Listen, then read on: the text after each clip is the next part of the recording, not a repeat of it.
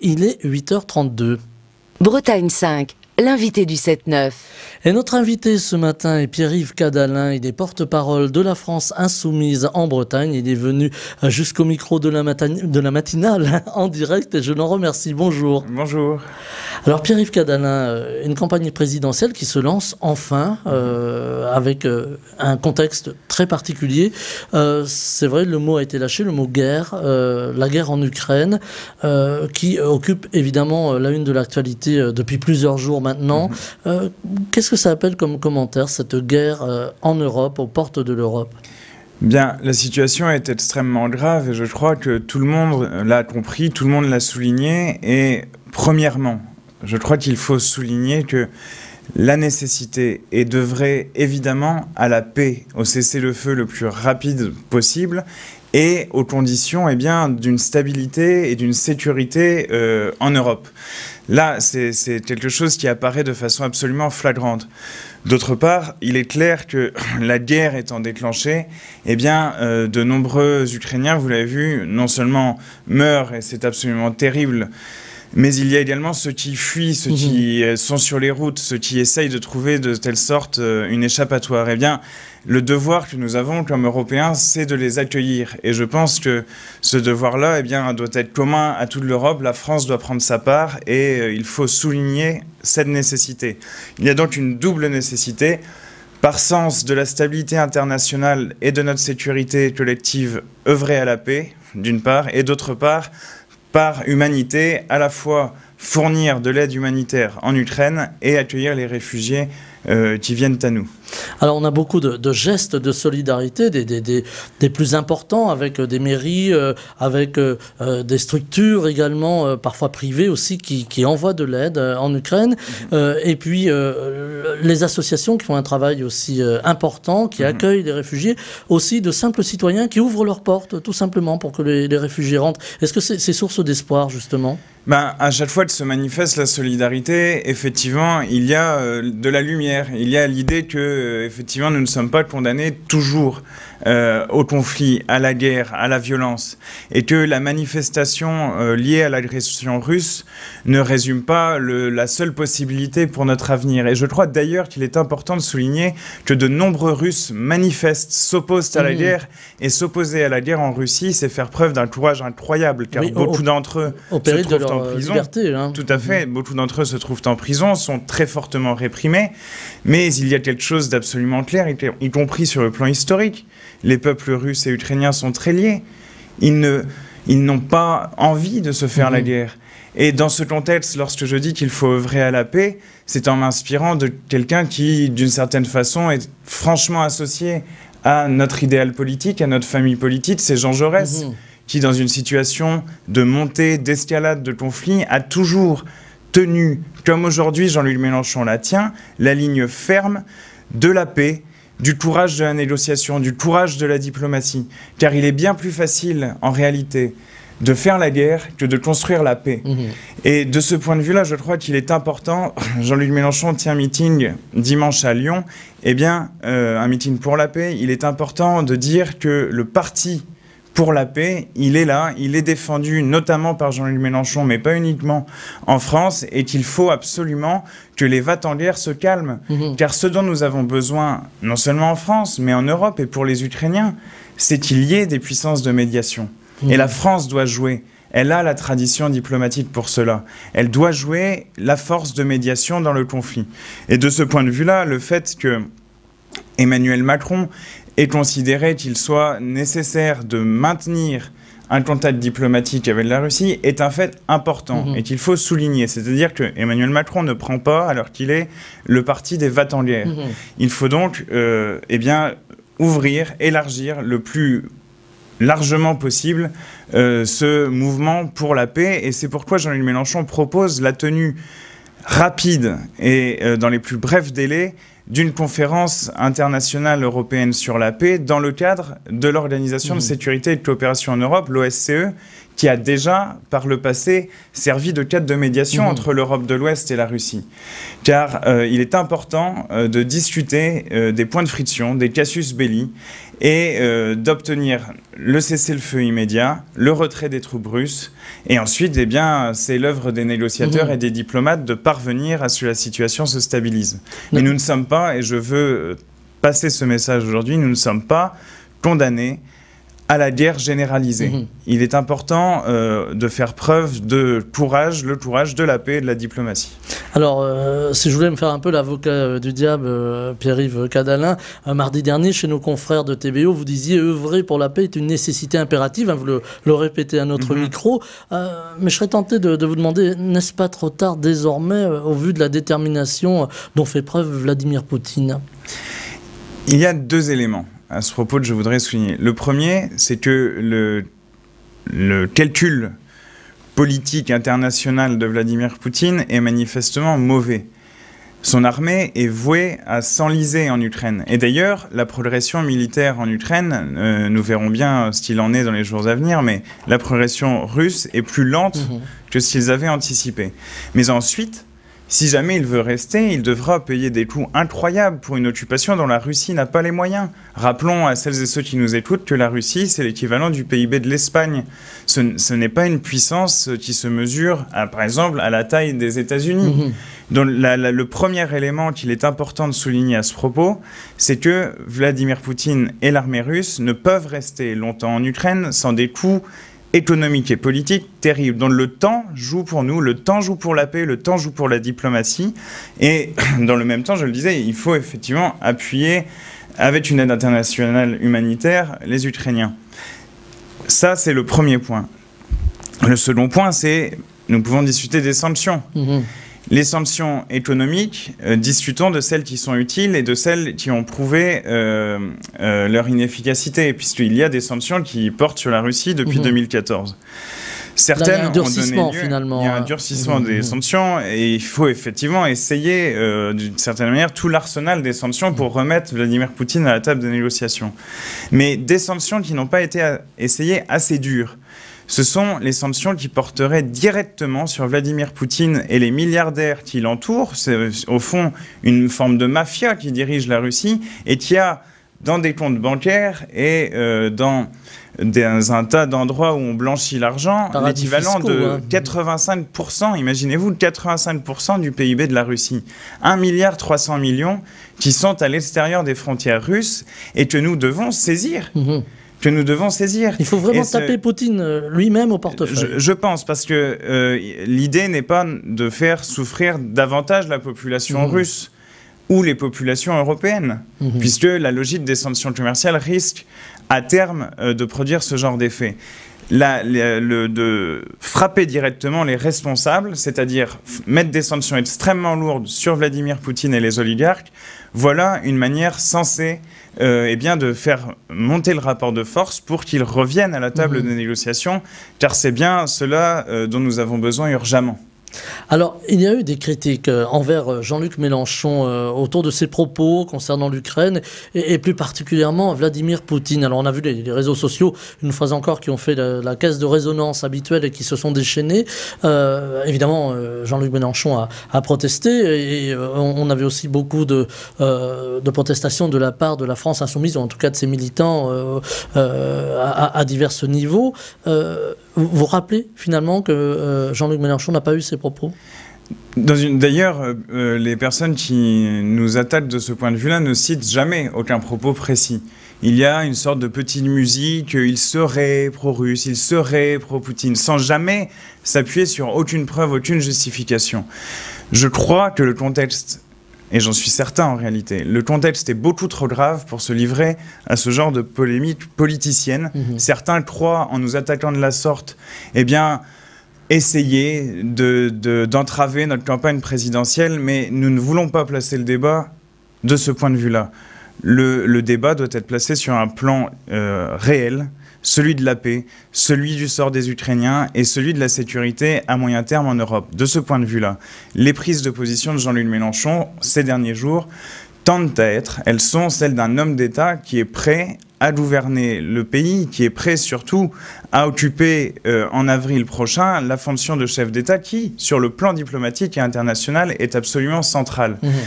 Donc je crois que les personnes qui nous attaquent de ce point de vue-là feraient mieux devraient concrètement de mettre des propositions sur la table pour que la situation s'améliore au lieu de s'abîmer et finalement de faire preuve d'une bassesse qui est assez regrettable. Alors justement, Jean-Luc Mélenchon, la France insoumise, monte dans les sondages. On a l'impression que la campagne décolle, enfin. Alors ça correspond un petit peu aussi à la campagne générale pour l'élection présidentielle. Mais là, on a l'impression qu'il y a une dynamique de la France insoumise, de Jean-Luc Mélenchon, qui progresse petit à petit, mais qui avance. Mais nous le voyons sur les marchés, au porte-à-porte, d'une certaine manière, les militants aguerris de la France insoumise qui militent... Bon, moi, je peux parler pour ceux qui militent notamment en Bretagne, eh bien, ils sont absolument frappés de voir qu'effectivement, non seulement eh bien, il y a des gens qui étaient déjà convaincus par nos idées, qui sont extrêmement motivés, qui se disent qu'il y a là l'opportunité d'un grand changement sur le plan social, écologique, qui enfin rouvre un peu l'horizon dans le pays, mais il y a également des personnes qui étaient plus éloignées et qui se disent, mais l'opportunité que présente ce programme et l'application de ce programme dès le mois d'avril ou le mois de mai, eh bien, est à saisir tout de suite. Et effectivement, c'est une dynamique que nous sentons sur le terrain et qui, j'en suis persuadé, n'est pas près de s'arrêter. Nous avons déjà d'ailleurs observé une dynamique similaire en 2017, la dernière fois.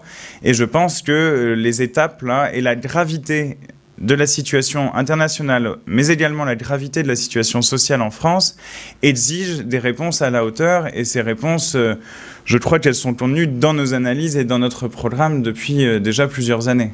Alors justement, un programme de gauche, voilà, on dit que la gauche aujourd'hui a du mal. En tout cas, la France insoumise propose un programme de gauche, l'avenir en commun, c'est l'intitulé de ce programme. Qui est disponible désormais sur Internet, mais à l'aec.fr.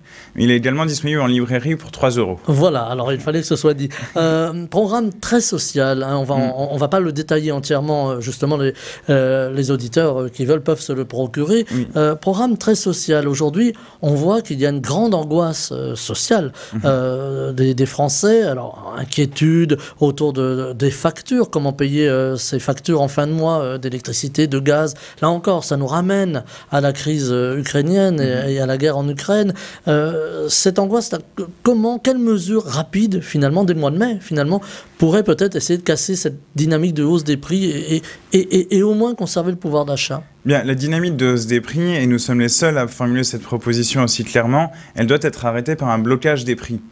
Et le coût de ce blocage des prix doit être assumé par les fournisseurs de pétrole, notamment je pense à Total, qui a fait des bénéfices indignes de plusieurs milliards et qui, au fond, fait son beurre, Total, eh bien, sur la misère des gens, sur le fait qu'on ne puisse pas payer les factures en fin de mois. Donc, blocage des prix, c'est une mesure d'urgence qui sera prise immédiatement en avril par le président de la République si les Français en décident ainsi, que c'est Jean-Luc Mélenchon.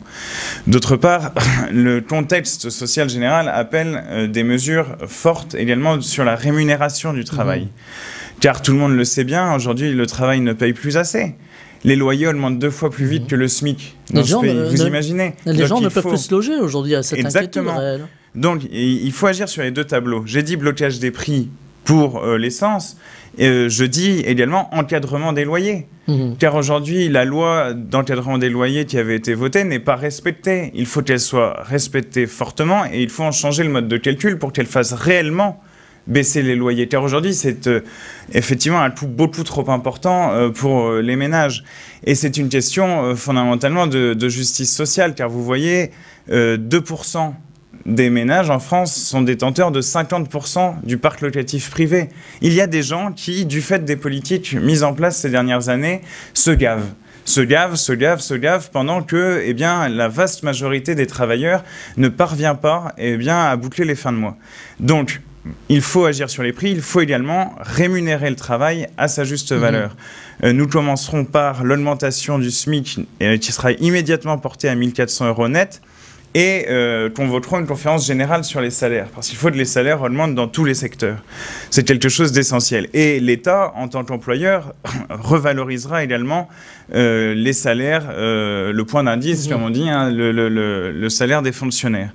Parce que notre fonction publique également, que ce soit dans le secteur de l'enseignement, le secteur hospitalier, eh bien, est ravagé du fait que les fonctionnaires ont perdu beaucoup ces 30 dernières années de pouvoir d'achat. Il n'y a pas eu de revalorisation finalement du point d'indice. Du point d'indice. Non, non, non. Alors on pourrait. Donc à chaque fois on perd. Voilà. Les fonctionnaires perdent lorsque le point d'indice est gelé. Ça veut dire qu'à la même fonction, eh bien vous finissez par gagner moins au bout de 15 ans si vous n'êtes pas revalorisé. Vous êtes mangé par l'inflation. Et donc c'est toujours pareil, les prix, les salaires. Alors on vous objectera aussi qu'il y a peut-être aussi des gens qui ont un parc locatif, des petits propriétaires. Il faut tenir compte aussi que tous ne spéculent pas peut-être. Et est-ce qu'il y aura, j'allais dire, une observation justement de ces... Et c'est comme pour l'augmentation du SMIC, il y a aussi des petites entreprises, des PME qui disent « Oh là là, si on augmente le SMIC, on ne pourra pas tenir. Pour l'augmentation du SMIC, notre programme prévoit un fonds de solidarité inter-entreprise justement pour que les entreprises qui ont des difficultés à ce moment-là à assumer la hausse du SMIC eh bien, puissent trouver dans ce fonds de quoi eh bien, appliquer cette mesure, qui est une mesure, encore une fois, non pas uniquement de justice sociale, c'est-à-dire c'est une mesure qui dit il faut payer le travail à la hauteur de la valeur produite. On revient un peu à la base de l'économie, mais ce sont les travailleurs eux-mêmes qui produisent les richesses.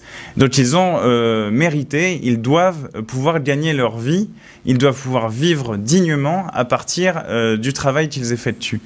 Donc, et quant aux propriétaires, si vous voulez, l'extension du parc social, on propose par exemple de créer 1 million de logements dans le parc social sur le mandat. Ça ne va pas affecter les petits propriétaires.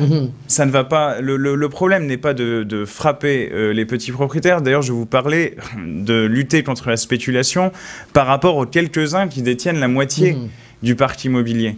C'est bien là davantage que se trouve le problème.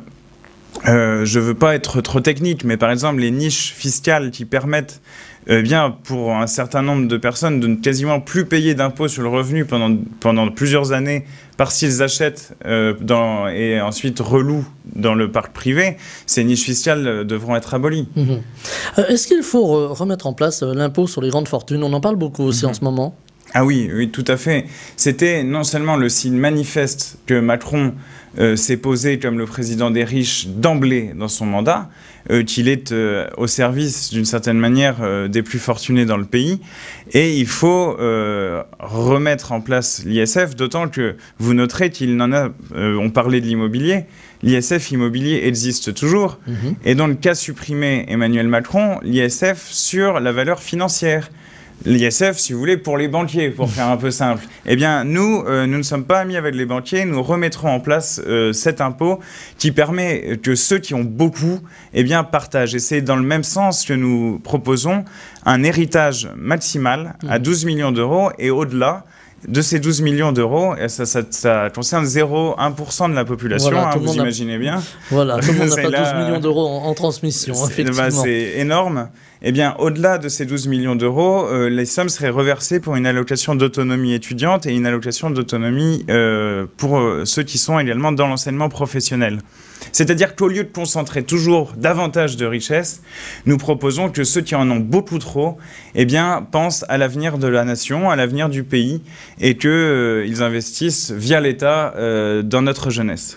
Alors justement, la jeunesse, elle a beaucoup souffert avec le Covid-19. Les étudiants ont eu faim, ont toujours faim. Bon, quelques-uns n'arrivent pas à se loger, parfois à se déplacer. Là aussi, chantier important. Mais je le vois bien en tant qu'enseignant, je donne des cours à l'UBO à Brest ce semestre. Je vois bien qu'il y a des étudiants qui, travaillant, ont du mal à suivre leurs études. Et c'est quelque chose que l'on sait depuis longtemps. Certains libéraux essayent de vendre cela comme le travail étudiant qui va leur permettre de s'insérer sur le marché du travail. Tout ça, c'est du pipeau. Il faut une allocation d'autonomie étudiante. Il faut permettre que les étudiants puissent se former parce qu'ils vont mieux se former, ensuite ils vont être mieux qualifiés et ils vont permettre, c'est un pari sur l'avenir, à notre économie ensuite de mieux tourner. Et nous avons besoin, dans le cadre de la planification écologique, du grand tournant qu'on doit prendre à partir de la question écologique, nous avons besoin de gens hautement qualifiés qui réfléchissent, qui savent articuler les défis sociaux, les défis écologiques, les défis techniques que tout cela pose. Donc l'investissement dans la recherche, l'enseignement et la formation est absolument décisif et a été complètement abandonné ces dernières années. On a le sentiment, si vous voulez, que ceux qui nous ont gouverné ces 3 derniers quinquennats ont laissé le pays en friche. Ils laissent le pays en friche délibérément, ils détruisent les services publics, ils mettent un sentiment général de désorganisation dans le pays. Il faut remettre de la stabilité, et pour avoir de la stabilité, il faut des services publics forts, un État qui accomplit les missions de la République sociale, le travail qui paye, de l'égalité sociale, quelque chose qui permette enfin de refaire ensemble société. Car c'est de cela dont nous avons besoin et que les riches cessent de faire sécession comme malheureusement ils ont été encouragés à le faire ces derniers quinquennats. Alors vous parliez de métiers techniques pour les jeunes qui étudient aujourd'hui, qui vont arriver demain sur le marché du travail et qui devront effectivement se confronter à des métiers très technologiques, y compris dans le cadre de la transition écologique. Et, on en parle beaucoup en ce moment, et de l'énergie. Alors, ça me donne une transition en ce qui me concerne, toute donnée pour l'énergie, parce qu'aujourd'hui, on parlait tout à l'heure du côté, évidemment, de difficultés sociales avec les gens qui n'arrivent pas à payer leur note d'électricité ou de moins en moins. Est-ce qu'il va falloir aussi, par exemple, de renationaliser EDF, avoir un service, j'allais presque dire universel de l'énergie électrique? Il faut un pôle public de l'énergie. Effectivement, il faut d'un côté un pôle public de l'énergie et de l'autre côté, il faut remettre sur la table quelque chose qui manifestement a été inefficace. Là encore, je n'ai pas envie d'être trop technique, mais c'est la libéralisation du marché de l'énergie au niveau européen. C'est-à-dire, mais les gens peuvent s'en rendre compte eux-mêmes s'ils ont décidé de changer d'opérateur, puisqu'on les y a incités lourdement, puisque personne ne voyait trop intérêt au départ à le faire. Si on les y a incités, alors un coup, ils vont payer moins cher, mais dès lors qu'il y aura une tension sur le marché, ils vont payer extrêmement cher à tel point que certains fournisseurs ont dû faire faillite et refiler le bébé ensuite à l'opérateur EDF. Donc il faut revenir à des choses sensées. Qui a connu d'ailleurs des difficultés de ce fait. Tout à fait. En plus, si vous voulez, c'est comme d'habitude, nationalisation des pertes, privatisation des profits. Il faut revenir à quelque chose de plus sensé, un pôle public de l'énergie qui organise la transition énergétique, parce que de ce point de vue-là, il y a effectivement un gros morceau, il y a du travail à faire, il faut décarboner notre économie, il faut sortir du nucléaire. On voit bien que le nucléaire d'ailleurs est extrêmement dangereux comme source de production électrique et je m'étonne qu'Emmanuel Macron trouve dans le conflit ukrainien une occasion de défendre le nucléaire, puisqu'il l'a dit dans son allocution, alors même que l'on voit bien le problème incroyable de sécurité que pose un conflit militaire là où des centrales nucléaires existent, et que c'est un enjeu de sécurité qui dépasse de loin les frontières ukrainiennes. Alors, on va aller très vite, il nous reste 4 petites minutes, me faisait signe notre réalisateur. Justement, vous avez commencé à en parler de ce bilan d'Emmanuel Macron. Comment vous le jugez en quelques mots? Le bilan d'Emmanuel Macron sur le plan social est désastreux. Il a continué à aggraver les inégalités, il a précarisé le marché du travail pour les plus jeunes.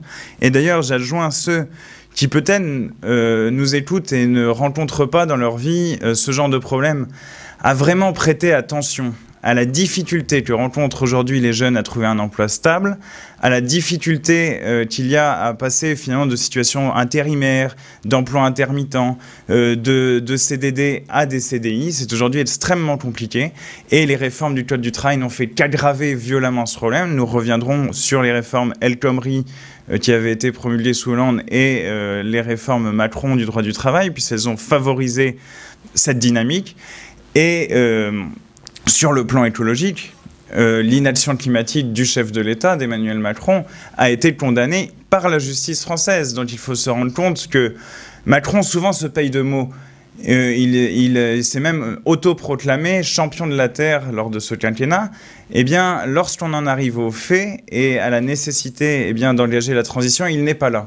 D'autre part, sur le plan démocratique, puisque je veux en dire un mot, nous sommes les partisans de la 6e République. Il est temps de passer. Il est temps de passer à un régime démocratique. Nous proposons de le faire en convoquant une assemblée constituante où les citoyens pourraient participer, ils éliraient des constituants et ensuite ils participeraient via des comités et des droits de pétition à la refonte de nos institutions pour qu'elles soient plus en phase avec le pays, plus en phase avec les enjeux de l'époque, car nous avons vu, notamment lors de la crise sanitaire que nous avons affrontée, que la gestion très personnalisée, très centrée sur l'exécutif, brusquait le pays. Et Emmanuel Macron, d'une certaine manière, est un diviseur. Jean-Luc Mélenchon, avec le programme L'Avenir en commun, est un rassembleur. C'est un programme de rassemblement, ce pourquoi nous avons appelé la force qui nous porte pendant sa présidentielle, l'Union populaire. On va devoir se quitter, Pierre-Yves Cadalin, parce que voilà, le temps est très rapide dans la matinale. Je regardais l'horloge en même temps. Il nous reste une petite minute. La campagne se déroule dans un contexte, on en parlait en commençant, très particulier.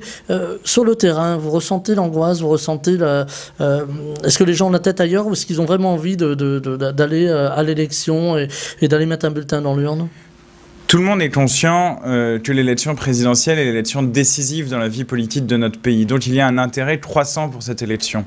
Bien entendu, tout le monde est inquiet du contexte. Mais justement, le problème géopolitique, le problème social et économique, l'aggravation du changement climatique sont tous des problèmes qui appellent à un programme de rupture, un programme qui a une vision générale et qui fonde cette rupture, je l'ai dit, sur la dynamique réelle qu'il nous faut construire, celle de l'union populaire, c'est-à-dire que nous devons faire société, faire peuple, pour aller vers un horizon meilleur sur le plan social, celui de la solidarité, de la République sociale, qui correspond à Jean Jaurès, que je citais tout à l'heure. Voilà, on a commencé par Jean Jaurès, on termine avec Jean Jaurès. Voilà, la boucle est bouclée. La boucle est bouclée. Merci beaucoup Pierre-Yves Cadalin d'être venu en direct ce matin au micro de Bretagne 5. Je rappelle que vous êtes porte-parole de la France Insoumise en Bretagne et vous êtes venu de Brest et vous y repartez, je crois. Tout à fait, merci beaucoup à vous. Merci beaucoup, belle journée. Bretagne 5 matin, le 7-9, Stéphane Hamon.